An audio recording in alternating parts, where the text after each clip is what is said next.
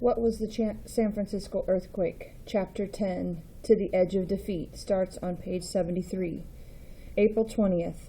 Friday morning was the beginning of the third day of the fires. Moshe Cohen, the photographer, had used up all of his film. He went to a high point to see what was happening below. The whole city seemed to be drowning in flame, he remembered, and not just ordinary flames, but whole waves of orange and red and purple and yellow, all mixed up together with a terrible dense smoke. Flame and smoke seemed to have a life of their own, with the sound that nobody had heard before.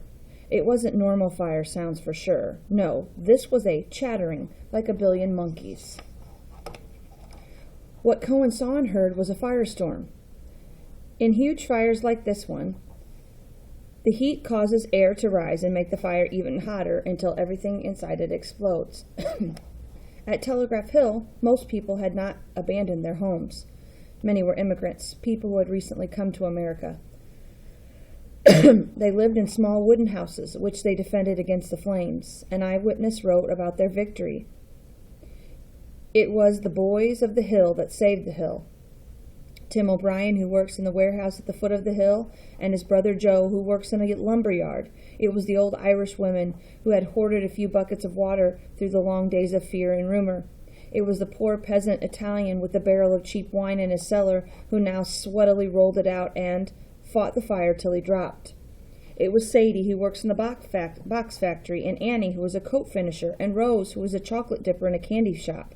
Together, they beat the fire back and saved Telegraph Hill. In doing so, they helped save the waterfront, which was just beyond the hill. The fire was still threatening to cross another section of Van Ness Avenue. The mayor now took a firm stand. He demanded that the army stop blowing up buildings, and General Funston obeyed. So it was up to the exhausted firefighters to carry on the fight alone. They seemed ready to give up. But what would happen if they did?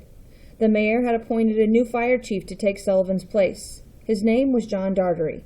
Usually a soft-spoken man, he now stormed up and down the avenues, shouting at his men. He said he was ashamed of them. They were all younger than he was, and here they were, ready to quit. A reporter wrote, the firemen swore they would make Dartery eat his words. They took a new grip on the hoses and drove their streams hard into the flames. They would rather take a bellyful of smoke and flame than admit to the old man that he could stand the punishment longer than they could. A busy street before the earthquake. People are walking along Market Street toward the ferry building.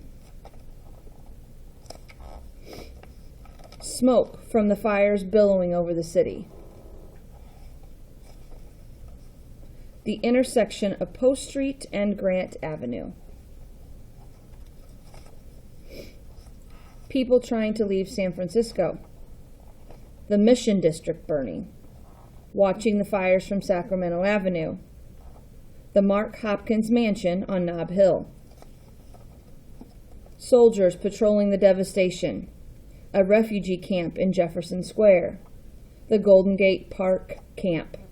An improvised kitchen on the street. The 1989 earthquake buckled a highway.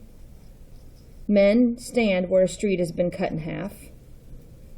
A car crushed under a collapsed building. People on the street in 1989 looking at the damage.